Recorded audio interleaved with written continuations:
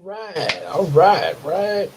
Say, we are live, ready to read the Bible. Then Wednesday night, yeah, we say gonna, and since this is a live stream, yeah, we get say good thing about the live stream, you longer videos. Don't have to wait for all the uploading of a long video. You can just go right. It still processes, but it goes right to the stream, and you don't have to worry about your computer burning up a lot of energy to do that there for the processing part. So, yep. So that means you get a lot more of God's word out every week there. That's a good thing. That's definitely a good thing. Just like the other videos, we can give God's word that give God's word that energy. Um, and definitely a lot more energy than my last stream because, like I say, more alert, which I try to be just in my streams in general, any of my streams. But yeah, definitely more alert because one thing my wife advised me from the last stream, I was telling her what was going on. She said, and I mentioned about the door to this room was kind of closed off. She said, well, you might want to just keep it open because seemed like I wasn't exactly tired. I just had uh, I guess it was the door was kind of cutting the air off a little bit, so that kind of had a lot to do with it there. So yeah, that was oh cool. Got a little comment on my post I was posting about the stream and some of the Christian Facebook groups. Apparently there is a what they got. Let me try to read this. So over in where is this at? Can't really don't really not really sure where it's saying as far as like located. I don't know if that's local or not, but there's a special prophetic healing service coming up this Saturday at 5 p.m. over at Healing Wings Global Ministry. Um, I'm a, that may that I'm not sure if that is I'm not sure if that's local or not, but that's what's saying. Brother Andrew Aaron, according to this picture here, and give you let y'all see it. Yeah, yeah, that's what was in the comment section of my when I was sharing this around everything. So okay, that's good. That's good. Hey, like I say, more people sharing the word. There, just like I say, yeah. Let's say, make as long as y'all are doing the work of the Lord. Then hey, I'm cool with that. Yeah, and they share that in my comment section there, um, stuff like that, something like that, and everything. Um, so before we let's say before we go into this, one thing I want to definitely share with you, kind of waiting, kind of give a chance for some people to come in before I jump right into this. Um, One thing I definitely want to share anybody who has not seen the live stream I did called Growing, I think it was Growing Up in the Church, or I think like, I think it's Growing Up in the Church. It was a live stream I did there. It's on here. Yep, Growing Up in Church. Yeah, on in that stream, which was a pretty good stream, I have to say. I was telling about all the different things that that happened at my not just at Brookwood, but which I'm still developing some memories there. Brookwood. There's some good things at Brookwood. Don't get me wrong. Definitely come over there and check it out if y'all in the area. Um, but at my other churches before I came to Brookwood, one thing that was mentioned since we're talking about Abraham in today's Bible reading, those who haven't seen that live stream, make sure you check it out. In that I mentioned about how we had plays back at my old church in Bethlehem. I was always cast as Gabriel, and one but when I got in the ninth grade, I actually got to play the role of Jesus in the Easter play, And shortly after that Easter play, we had another play. And normally, a lot of time, most time when churches have plays and stuff like that, not all the time, but most of the plays that occur at church usually, be like your Easter play, or something pertaining with Easter, or something with the birth of Jesus, or maybe, or if it's anything in between, you occasionally will get something else that's also Bible related, or something that's still Bible related, but maybe kind of modernized there. Yeah, you do get those kind of mixed up a little bit. So the directly after that Easter play where I played Jesus, we had to play God's promise to Abraham, and I got to play Abraham in it, which was really cool. I will say that playing main roles is does take some work, because the main character usually has the most lines, a lot more to remember. But like I say, it is fun to do, and it was, like I say, I like acting and stuff like that.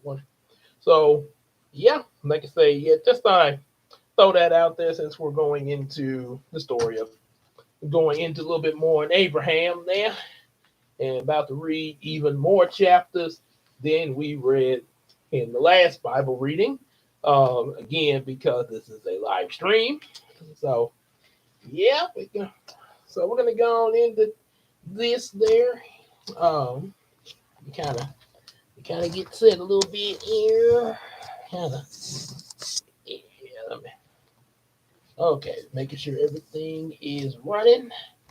Okay, yeah, there we go. Kind of have a little, put the Bible there. I'm not gonna block my face, but or I can have it in front of me. Be like, yeah. All right. So pretty sure the others will probably join in as I start, reading and explaining and everything. So um, let's go in. And then another reason, like I say, if you didn't see any of the previous streams, like like where I started doing the Bible readings here on the live stream on Wednesdays. As a At one point I started doing it as a live stream, but I was still doing it on Sunday. I just changed the time to directly after church, and then I quickly realized, yeah, a lot of people probably, getting something to eat after church and stuff like that. And also, even if they, come out and like, well, hey, I'm gonna attend your Bible, I'm coming to see your live stream. Yeah, there sometimes you can't always guarantee that, you're gonna be able to go right into a live stream immediately after coming out of church like that soon there. So that's why I moved it to Wednesdays, over the evening time, sort of like how a lot of churches have Bible study on Wednesday nights. Some have them on Tuesday nights there, but most cases it'd be Wednesday night. Um, and I know, 'cause my Brookwood, they're having theirs. They usually, well, I think lately they've been having like just prayer meeting. But they do have services over there around on Wednesday nights too. Um, most at this time they would probably be out there. I think a lot of them start around like 6 o'clock or 6:30. So they're usually so a lot of them usually be kind of getting out anywhere between 7:30 to 8. So yep. So like I say, if there's ever a Wednesday where uh and the only because like as soon as I'm finished with the stream, I got to get ready for my midnight shift on Thursday. But if there's ever a time where, oh, I don't have to go into work at midnight, chances are, especially and also with wifey schedule, chances are we'll probably attend a Wednesday night service over at Brookwood there, and more than likely we still do the Bible reading directly after that. It'll just probably be a little bit later, like 8:30 or something like that. Give us time to come from church and everything, and get set up in front of the computer. So just a heads up on that there. So yeah, like I say, it does kind of fit in more so since it's a Bible reading with Bible study. So, all right, so let's get on into this. Get a little of that rambling like some pastors do. No, I grew up with that. I grew up with a rambling pastor. Yeah, good man. Don't get me wrong, but just kind of a thing. That sometimes they'll tend to do. Okay. So anyway, um, so chapter starting with the 14th chapter of Genesis. And this first subject label is Abram rescues Lot. Remember in the last Bible reading, the last two chapters we read, Abram and Sarah, they had went into Egypt and everything. Well, not Egypt. Well, let me make sure. I don't want to say the wrong thing on here. It's another good thing. Really, why I like these live streams. You have a little more time to flesh yourself out there. You can actually have a pretty good, decent video here. Um, okay, yes, they did go. Okay, so I had it right. They went to Egypt. So they had went to Egypt in the last in chapter 12, and then chapter 13 immediately after that, Abram and his nephew Lot had separated there. They was having some differences over, who gets what and all the land, because Abram and then plus Abram had got him and Sarah, they had gotten quite a bit from the Pharaoh of Egypt, got some riches and stuff like that, treasures and all that, added to what they already had. So that was it was a bit of a strife there, between him and the nephew. Like, all their it was a little they had some differences there. Sometimes that does happen in families there. And it don't always necessarily mean that, because I know every family's different, but it don't always mean that, oh my gosh, they must hate each other. But yeah, sometimes things like that do happen, differences in the family, like disagreements. Yeah, I mean, just think about like brothers and sisters, oh boy. And in my case, cousins, because Lord knows we love each other, but boy, we had some quarrels with each other, and like I say, we love our parents and our grandparents and our uncles and aunts, but oh yeah, that don't mean we don't have no disagreements sometimes. Yeah, like I say, it's so that was kind of going on, and so they came to it. So eventually, uh, because like I say, they love one another and everything. They Abram and Lot came to a decision. Abram said, "Okay, look, we're gonna part ways on good terms and everything. We're gonna part ways, and we're gonna have Lot. It's gonna be where you go, everything." In where you decide to settle in, and the stuff that you take with you, that's gonna be all you, man. You're not gonna have no interference or nothing like that. So you pick which way you're gonna go, and whichever way you go, I'm gonna go the opposite. Okay, okay, Uncle. So they did that there. So now, almost like almost like some of the preachers that I've heard growing up. They say now. So we're at the 14th. So yeah, like I say, 14th chapter. Looks like Lot has gotten himself in some trouble after the little split up and everything. Because it's saying here, Abram rescues Lot. So we got to take care of some things before we. So we still got some more. Still continuing Abram's story.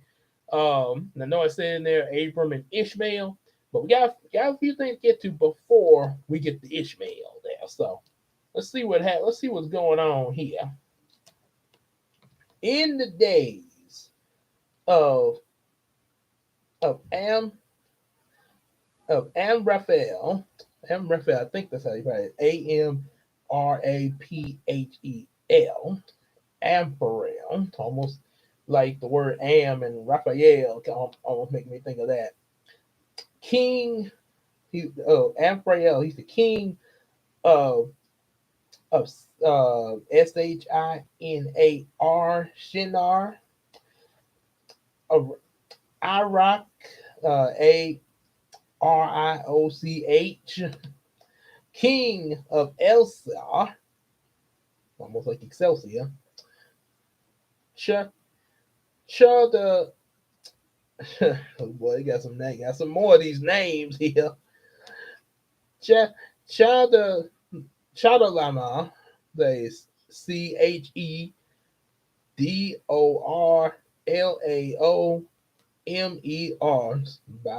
Bible gonna have me like I'm in a spelling bee right now. Say a biblical spelling bee. spell this word. So, king of Elam and title king of Gorman. These kings made war with Bera, king of Sodom. Oh boy, Sodom. We get about Sodom again. Bersha, king of Gomorrah. And Gomorrah. So Sodom and Gomorrah. Oh boy. Some bad, them supposed to be some bad places here. Shinab, king of Ahab. Shemeber, king of Zebulun, and the king of Bela, Bela, that is Zoar. All these joined forces in the valley of Siddim, that is the Salt Sea. Salt Sea, huh? 12 years they had served Chedorlaomer, but in the 13th year they rebelled. I guess so. They started having some trouble too. Yeah, but it looked like it's a little bit worse than the family quarrel there. So they rebelled there. In the 14th year, Chedorlaomer and the kings who were with him came and defeated Rephaim, the Rephaim, and Ashtaroth, Carnim, the Zuzim in Ham, and M in Sheva, Kiriathaim, and the Horites in their hill country of Sia, as far as El Paran on the border of the wilderness. Then they turned back and came to Emmasphat, say E-N with a hyphen, Mishpat. That is Kadesh. And defeated all the country of the Amalekites and also the Amorites who were dwelling in Hazarah Tamar. Then the king of Sodom, the king of Gomorrah, the king of Aham, the king of Zebulun, and the king of Bela, that is all, went out and they joined battle in the valley of Siddim with Chedorlaomer, king of Elam, title king of Gulam, Amraphel, king of Shinar, and Iraq, king of Elzar. 4 kings against 5. Not a very even out odds there, 4 against 5 there. Now the valley of Siddim was full of bitumen pits. And as the kings of Sodom and Gomorrah fled, some fell into them, and the rest fled into the hill country. Oh my goodness. It's quite a battle here. So the enemy took all the possessions of Sodom and Gomorrah and all their provisions and went their way. They also took Lot, the son of Abram's brother, who was dwelling in Sodom, and his possessions and went their way. So now we know what happened to Lot right now. Then one of them had escaped and told Abram and the Hebrew who was living in the oaks of Marah the Amorite brother of Eshcol and Adnar. These were allies of Abram. When Abram heard that his kinsmen had been taken captive, he led forth his trained men born in his house, 318 of them, and went to pursue as far as Dan. Ooh, Abraham got some people ready to battle here. Okay. And he divided his forces against them by night, and he and his servants, and defeated them, and pursued them to Hobah, Hobah, north of Damascus. Then he brought back all the possessions, and also brought back his kinsman Lot with his possessions, and the women and the people. Hmm. Abraham, pretty straightforward battle here. Okay, go Abram. Abram blessed by Melchizedek, Melchizedek.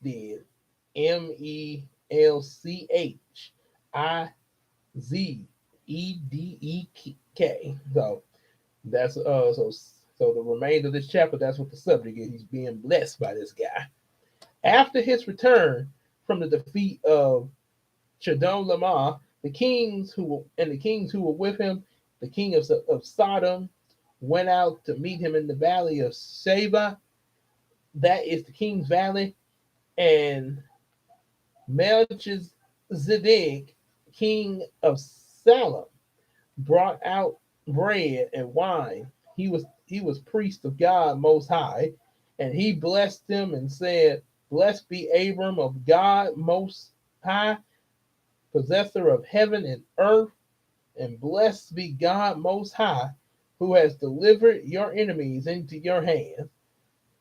Abram gave him a tenth of everything, and the king of Sodom said to Abram, "Give me the person, but take the goods for yourself." But Abram said to the king of Sodom, "I have lifted my hands to the Lord God Most High, possessor of heaven and earth, that I would not take a thread or a sandal strap or anything that is yours, least that anything that is yours, least should say, I have made Abram rich. I will take nothing but the young men have eaten, and the share of the young men who went up with me. Let Adnar, Eshcol, and Mamre take their share." So now Abraham's got that wrapped up and everything here. Oh, okay. So, all right, so Abraham's got that wrapped up in this chapter. Now we're going into the 15th chapter, God's covenant with Abram. So let's see what God got in store for Abram. After these things, the word of the Lord came to Abram in a vision, and fear not, Abram. I am your shield. Your reward will be very great. But Abram said, O Lord, what will you give me? For I continue childless, and the heir of my house is Eleazar of Damascus. Yeah, he's wondering, like, yeah, Lord, what? I need my some children of my own flesh and blood now. And Abram said, Behold, you have given, and Abram said, Behold, you have given me no offspring, and a member of my household will be my heir. And behold, the word of the Lord came to him, This man will not be your heir. Your very own son will be your heir. Okay? And he brought him outside and said, Look to the heavens and number the stars if you are able to number them. And then he said to him, So shall your offspring be. And he believed the Lord, and he counted it to him as righteousness. And he said to him, I am the Lord who brought you out of Ur of the Chaldeans to give you this land to possess.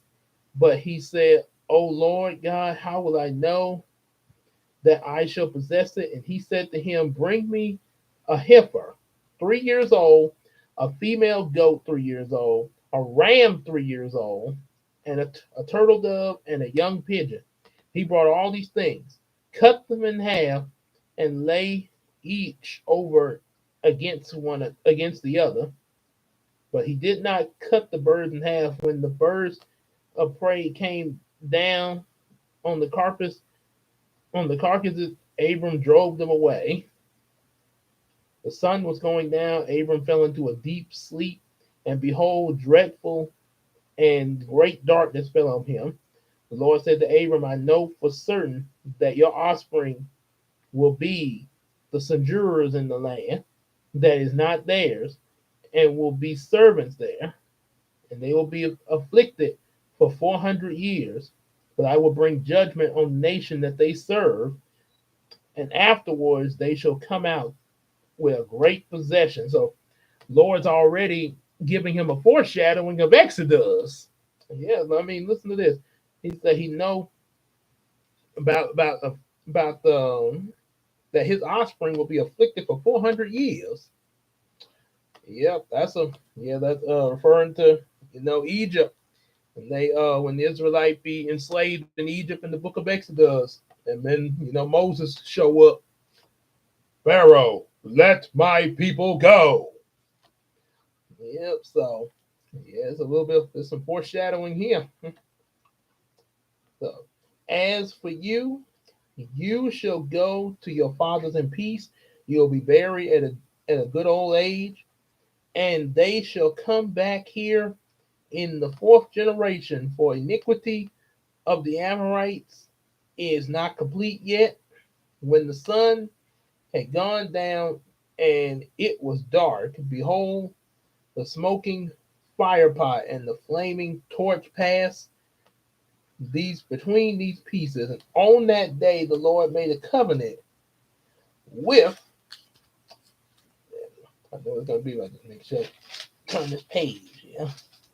With Abram, saying, to your offspring I give this land, from the river of Egypt to the great river of Eperites, the land of the Kenites and the Kenizzites, the the Kadamites, the Hittites, the Perizzites, and Ripim, the Amorites, the Canaanites, the Gershites, and the Jebusites.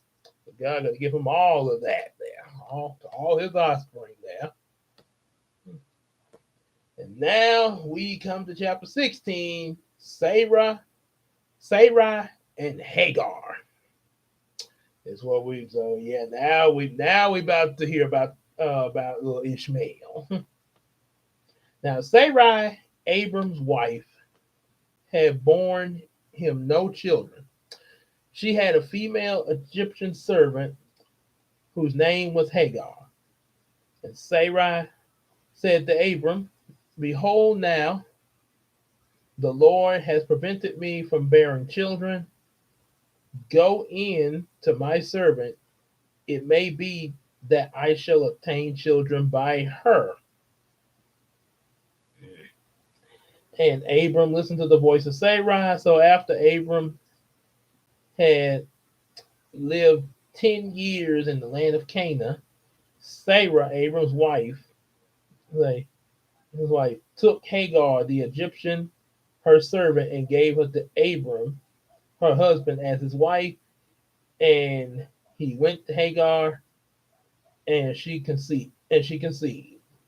And when she saw she had conceived, she looked with contempt on her mistress. Oh boy, I don't like what that going. And Sarai, I know she asked Abram to do that there. Like, yeah, she'll give you some children, but we'll keep reading. But this is not going to end well here. And Sarai said to Abram, may the wrong done on me. Sarah said to Abram, may the wrong done to me be on you. I gave my servant to you to your embrace, and when she saw that she conceived, she looked upon me with contempt. May the Lord judge between you and me. But Abram said to Sarai, behold, your servant is in your power. Do to her as you please. And Sarai dealt harshly with her, and she fled from her. Oh boy, that was not a very good idea. Yeah. Let's see. So we'll be. Hey, how's it going, Janara? Glad you're here. Like, yeah, glad you're here and everything. We in the 16th chapter of Genesis. We just started talking about Sarai. Say, yeah, we're glad you're here now. Say, we're talking about Sarai. Her husband Abram, who becomes Abraham. They haven't had no children, and well, she asked Abram, say, well, go to Hagar and let her give you a child there. So, and before this happened, they had Abram had to do a little bit of had to have some of his men go into battle in order for them to rescue his nephew Lot there. So ready for yes, say well, I put it this way. The thing is, Sarah, Abram and Sarah, they are up in age there. Yeah, they up in age. And so she felt like, well, I give him Hagar, yeah, get a child through there, but that's not turning out so well. Hagar, she bore a child. That's how Ishmael came out. But Sarai, even though she asked this to happen, now it's almost like Sarai kind of regretting that there. So yeah.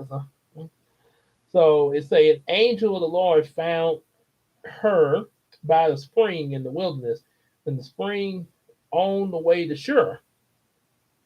And he said, Hagar, servant of Sarai, where have you come from and where are you going? She said, I am fleeing from my mistress Sarai. The angel of the Lord said to her, return to your mistress and submit to her. The angel of the Lord also said to her, I will surely multiply your offspring so that they cannot be numbered for multitude. And the angel of the Lord said to her, behold, you are pregnant and shall bear a son.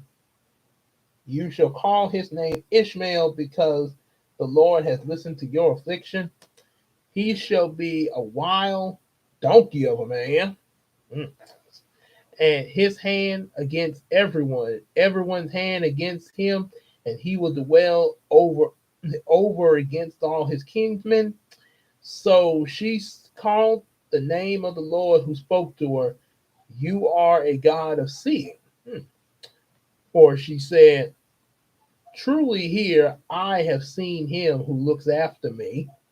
Therefore, the well was called a Be'ahai Ra. Okay, let me spell this out there. I don't know if I said it right. BEER hyphen IAHAI, another hyphen ROI. It's quite a name there. It lies between Kadesh and Bered. And Hagar bore Abram a son, and Abram called the name of his son, whom Hagar bore Ishmael. Abram was 86 years old when Hagar bore Ishmael to him. Oh my goodness! See, so he 86. And I know Hagar. They doesn't exactly say how old Hagar was, but I'm assuming from what I saw, there was a movie I had called In the Beginning. So I'm assuming, I'm not saying this for sure, but I'm assuming Hagar had to be I would say anywhere between 30s, like probably in her 30s at most there, maybe possibly early 40s, possibly. Because I think Christina, she told me that the child birthing usually stop for a woman, it usually stops I think like in the mid 40s kind of. So from what I was told there. Oh, now I don't know. Maybe things could have been. Now, obviously, things could have been a little different back then than they are now, because people lived a little differently back then there. But going by by modern logic, that's what I'm assuming. Though. So now, yeah, Abram was 86 years old. Now, the 17th chapter. Abraham and the covenant of circumcision. So this is where he's going to get his name changed there.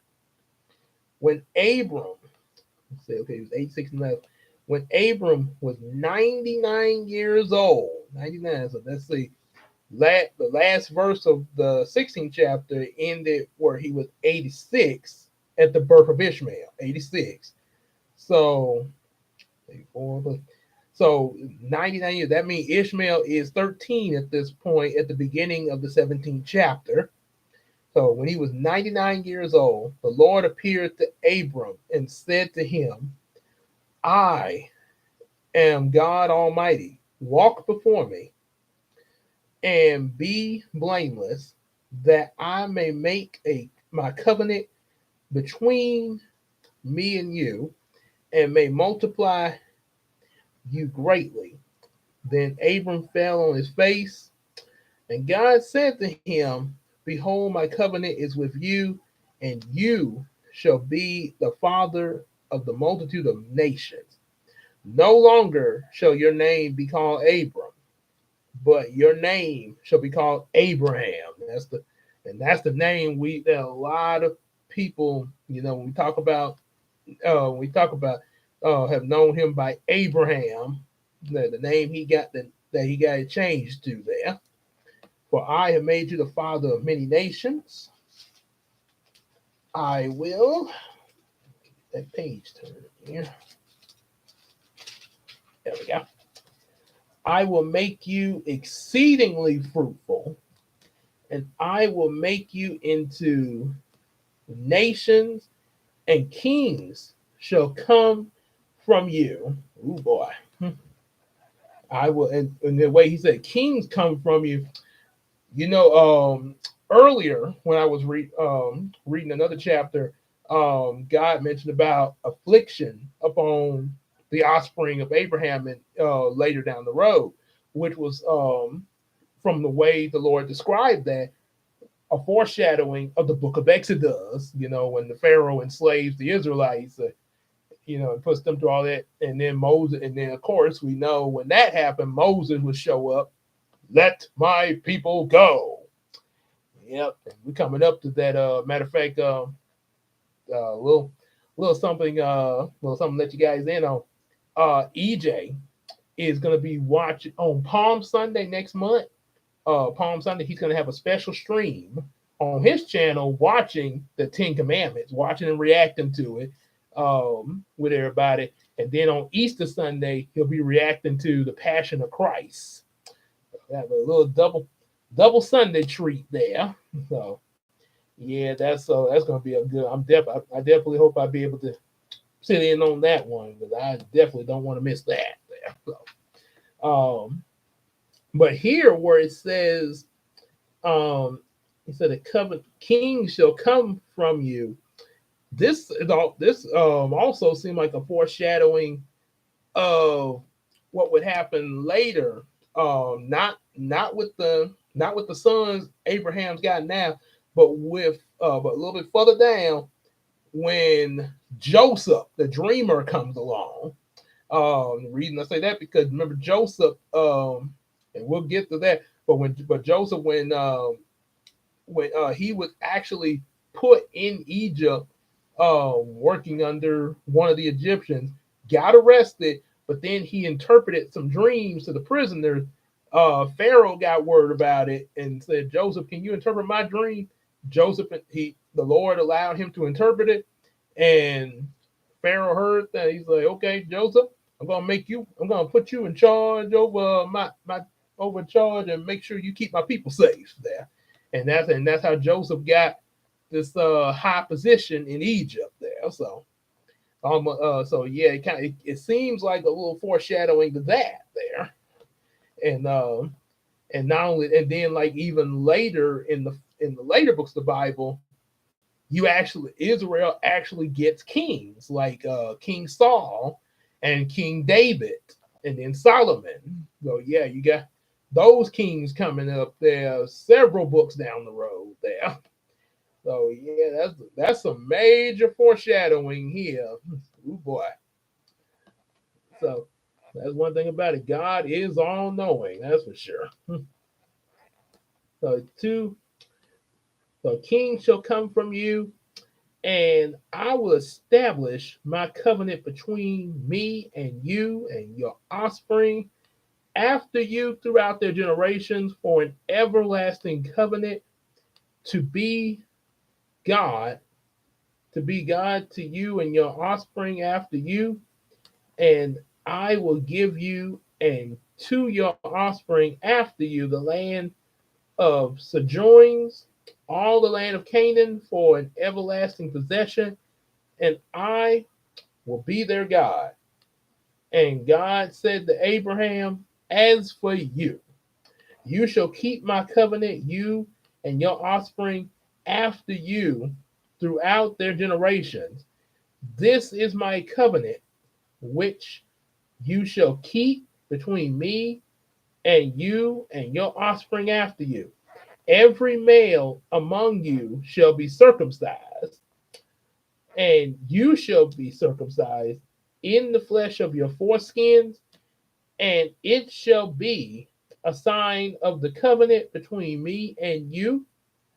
He who is 8 days old among you shall be circumcised, every male throughout your generation, whether born in your house or brought with your money from any foreign who is not of your offspring, both he who is born in your house and he who is bought with your money shall surely be circumcised. So shall my covenant be in your flesh and an everlasting covenant.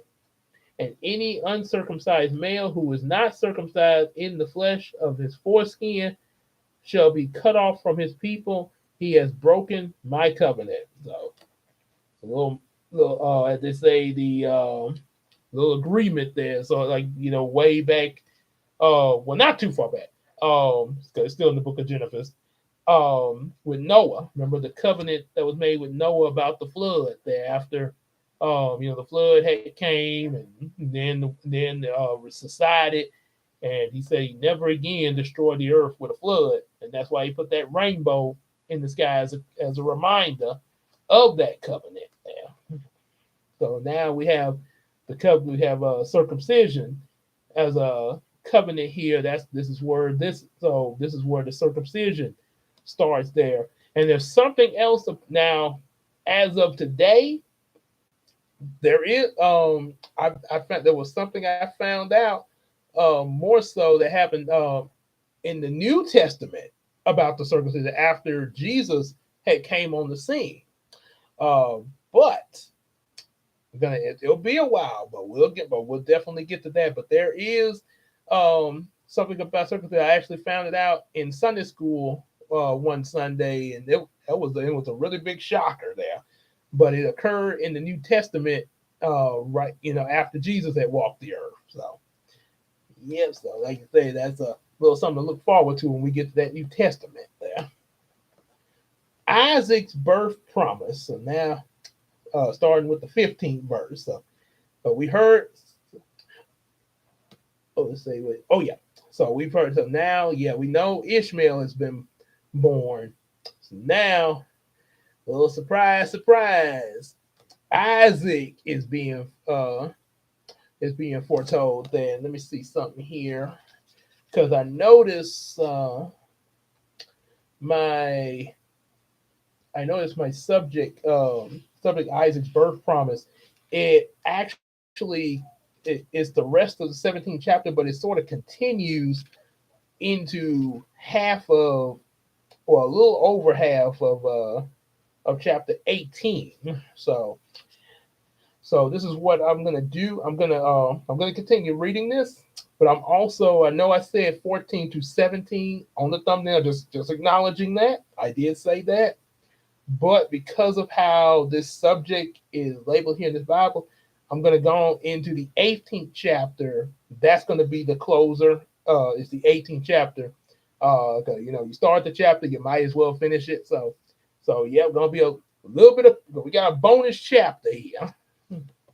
All right, so let's dive back in. And God said to Abraham, "As for Sarah, your wife, you shall not call her name Sarai, but Sarah." So yeah, and I remember when we did that play of God's promise to Abraham at my church there. Yeah, I think that was one thing a lot of us had to get right. Uh, was at the beginning of the play we had to say Sarai, and then halfway through the play, after God spoke the covenant, we had to start. Then we were able to say Sarah. We were kind of getting, yeah. It kind of took a while during rehearsals for the play, but we kind of, yeah, we got it right, but it did. We kind of kept getting it mixed up there. So Sarah shall be her name. I will bless her, and moreover, I will give you a son. By her I will bless her, and she shall become nations. Kings of people shall come from her. Then Abraham fell to his face and laughed and said to himself, Shall I shall a child be born to a man who is 100? Yeah, like I say, last time they said his age at the beginning of chapter 17, he was 99. So he going on 100. You imagine somebody living up to 100 there. I think Betty White almost lived up to 100 there. So, oh boy, tell you what, anybody who's blessed to live up to 100, you better thank God there. 'Cause that's, but thank God, and dude, I'll be thinking. One thing I mentioned to somebody else, like, man, if I'm that, as a like, Christina's asking me, you think, you imagine yourself living up to 100? That's the only thing I can say, baby, is I'll be having a long graying beard and talking to the great grands, probably like, yeah, back in my day. So yeah, be stroking that beard there. And I still thank God there, because trust me, I'm alive to have that beard. Probably won't even. I don't even think I'll bother to shave it. I just keep that beard on. So just to show how long I'm on this earth. So yeah. So he said 100. Say who is 100? Sarah, who is 90 years old, bear a child. So she's 10 years younger than Abraham there, but still up there. Oh, okay. Hey, congratulations there. Congratulations on that there. Yeah, yeah, but it's a blessing. I tell you that there. So, yeah, 100 Abraham 100, Sarah 90. Yeah, and then Lord say she gonna have a baby. Say, ooh boy, she 1 year away from my great grandpa kid when we had the last birthday party we had from at 91. Um, so God said, "Oh, let me. Okay, I'm lost, but I'm got so excited I lost my place there." So night to bear a child, Abraham. Yeah, they sure did too. It's a long way. Abraham said to God, "Oh, that Ishmael might live before you." God said, "No, but Sarah, your wife, will bear you a son, and you shall call his name Isaac. I will establish my covenant with him as an everlasting covenant for his offspring after him. As for Ishmael, I have heard you. Behold, I will. I have blessed him. I will make him fruitful and multiply him greatly. He shall father 12 princes, like, and I will make him a great nation. But I will establish my covenant with Isaac, whom Sarah shall bear to you this time next year. Yes, it is a good sign. Yeah, especially when God's involved. It's always a good sign with God. When he had finished talking with him, God went up from Abraham. Then Abraham took Ishmael, his son, and all those born in his house or bought with his money, every male among every man in Abraham's house, and he circumcised the flesh of their foreskins that very day, as God had said to him. Abraham was 99 years old when he was circumcised in the flesh of his foreskin, and Ishmael his son was 13 years old when he was circumcised in the flesh of his foreskin. That very day, Abraham and his son Ishmael was circumcised, and all the men of his house, born of his house, or even bought with his money from a foreigner, was circumcised with him. And continuing in the bonus chapter, 18, bonus surprise. Almost wish I had like if I had the special effects, I have like a big number 18 spark up with some sparkles or something like that there. And the Lord appeared to him by the oaks of Mamre. And he sat in the door at the door of his tent in the heat of the day. So it's pretty hot out there. Saying no, we in springtime, so we about one season away from the heat. He lifted his eyes and looked, and behold, three men were standing in front of him. When he saw them, he ran from the tent to meet them and bowed himself to the earth and said, "O Lord, if I have found favor in your sight, do not pass by your servant. Let let a little water be brought to wash your feet and rest yourselves under the tree, while I bring a morsel of bread so that you may refresh yourself, and after that you may pass on. Since you have come to your servant." So they said, Do do as you have said. And Abraham went quickly into the tent to Sarah and said, "Quick, 3 sheaves of fine flour, knead it and make cakes." And Abraham ran to the herd and took a calf, tender and good. He gave it to a young man who prepared it quickly, and took the curls and milk and the calf, and he had prepared it and set it and set it before them. And he stood by them under the tree while they ate. Well, they got this stuff prepared quick on the spot too. Yeah, that's some. You imagine having the skill like, I got some visitors. Let me quickly go get some bread. Hey, honey, give me some bread. We're gonna whip this up. Need a servant to get me one of them calves and get some meat. Well, that's a yeah. Now that's some that's what I call that's some quick preparation there. They said to him, "Where is Sarah your wife?" And he said, "She is in the tent." The Lord said, "I will surely return to you about this time next year, and Sarah, your wife, shall have a son." Okay, so now the message. This is where Sarah can hear the message. Okay. Sarah was listening at the tent door behind him. Now Abraham and Sarah were old, advanced in years. The way of the women had ceased to be with Sarah. So Sarah laughed to herself, saying, "After I'm worn out, my Lord is old. Shall I have the pleasure?" So now Sarah's like, "Oh, no. How am I going to be having a baby? I'm this old." The Lord said to Abraham, "Why did Sarah laugh?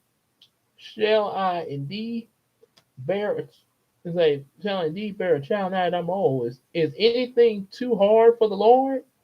At the appointed time I will return to you about this time next year, and Sarah shall have a son." But Sarah denied it, saying, I did not laugh, for she was afraid. No, but you did laugh. Oh boy. And Sarah was like, how did they hear? How did they know I was laughing here? Now, like I said, God is all knowing. Then the men set out from there. They looked down towards Sodom, and Abraham went with them as to set them on the way. The Lord said, shall I hide from Abraham? Say what I'm about to do. Seeing that Abraham shall surely become a great and mighty nation, and all the nations of the earth shall be blessed in him. For I have chosen him that he may command his children and his household after him to keep the way of the Lord by doing righteousness and justice, so that the Lord may bring to Abraham what he has promised him. Then the Lord said, because the outcry against Sodom and Gomorrah is great, and their sin is very grave, I will go down and see whether they whether they have done altogether according to the outcry that has come to me, and if not, I will know. And here's the remainder of the chapter. Abraham intercedes for Sodom. Oh boy. So we heard about Sodom now. So the men turned from from there and went towards Sodom, but Abraham still stood before the Lord. Abraham drew near and said, will you indeed sweep away the righteous with the wicked? Suppose there are 50 righteous within the city. Will you sweep away the place and not spare for 50 righteous who are in it? For be it from you not to do such a thing, but put the righteous in death to death with the wicked, so that the righteous fare as the wicked. Far be that from you. Shall not judge all the earth do what is just? And the Lord said, if I find at Sodom 50 righteous in the city, I will spare the whole place for their sake. Abraham answered and said, well, behold, I have undertaken to speak to the Lord. I who am but dust and ashes, suppose five of the 50 righteous are lacking. Will you destroy the whole city for a lack of five? He said, I will not destroy the city for 45 there. Abraham spoke again. Abraham doing some negotiating here. Okay. Again, he spoke. Suppose 40 are found there. For the sake of 40, I will not do it. Then he said, oh, let not the Lord be angry. I will speak. Suppose 30 are found there. He said, I will not do it if I find 30. He said, behold, I've undertaken to speak to the Lord. Suppose 20 are found there. He answered, and for the sake of 20, I will not destroy it. Then he said, oh, let the Lord, not let the Lord be angry. I will speak again, but this once. Suppose 10 are found there. He answered, for the sake of 10, I will not destroy it. And the Lord went on his way after he finished speaking to Abraham, and Abraham returned to his place. So we just had some negotiation going on here. And if you're wondering what the negotiation was for, as in the previous chapters, we pretty much established that Abraham's nephew Lot, they had some disagreements with each other about their possessions and everything after getting back from Egypt. And so he said, well, okay, Lot, you're gonna go. I'm gonna let you go. You pick out which way you're gonna go with your possessions and everything, and I'm gonna go the other. So Lot picked the way he was gonna go, and they split ways. The way that Lot went, he went over and put his little home right outside of Sodom and Gomorrah there. Not the best choice to pick there, Lot. So, but he did, and apparently Abraham ended up having to come to his rescue because not to save him from Sodom, but some enemies of Sodom had attacked and captured Lot. Abraham and his and his fighters, they came and got Lot out of there. And Lot went back to went back to where he was staying in Sodom. So now there's a great scene in Sodom and Gomorrah, and Lord's like, mm. And Abraham's like, well, wait. If you find some righteous people there, wouldn't you spare them? And the negotiation, he was trying to save his nephew Lot. So yeah, he's trying to say. So in the next Bible reading, we're gonna find out how well that negotiation went, as well as Isaac about to come on the scene and stuff, and what's gonna be happening next with Abraham. But yeah, it's gonna. But first we're gonna be encountering some things with Lot once again. Yeah, that know how to say, with them nephews there, which I can relate because I'm a nephew. my my say got my share of uncles and stuff there. So yeah, I guess it'd be like the equivalent of one of my uncles. Like, well, Lord, no, I got my nephew Gabe down there. Can you spare the city he's staying over in, please? So yep. So we're gonna find out. Yeah. See how God gonna take care of this. There we know God will make a way. Don't get me wrong. But of course, there's another thing. God always has a way that He does things, and a lot of times we don't. A lot of times we don't quite get it. Sometimes we don't understand it fully. But one thing we can definitely know for sure, He gonna get it done. And by his grace and by his will, he'll have it done. That's what we don't have to worry about that there. Like just like he told David, which that's much later, but like he told David when he was on the run from Saul, so God, wait a minute, God, Saul is coming after me, he's trying to kill me, God, because he upset about the fact that I'm going to become the next king of Israel.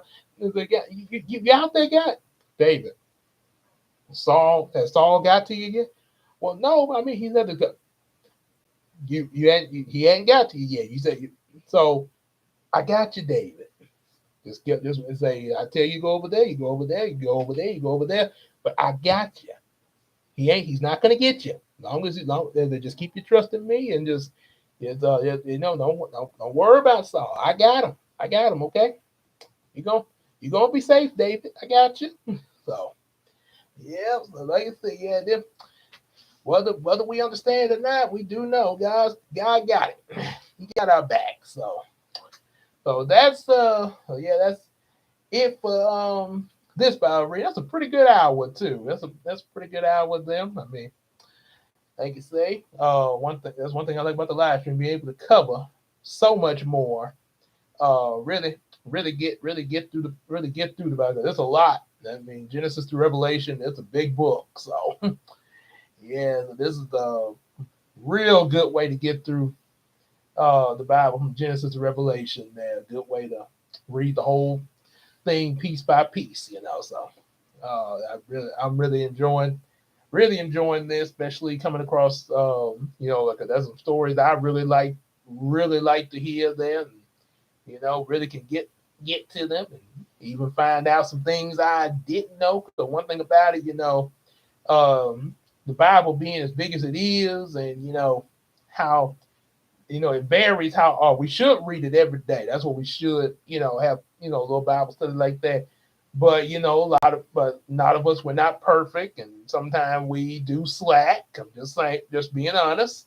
We do slack, myself included, and a lot of times there's going to be some stuff and some things in there that we probably might miss and be like, "Wait, that was in the Bible."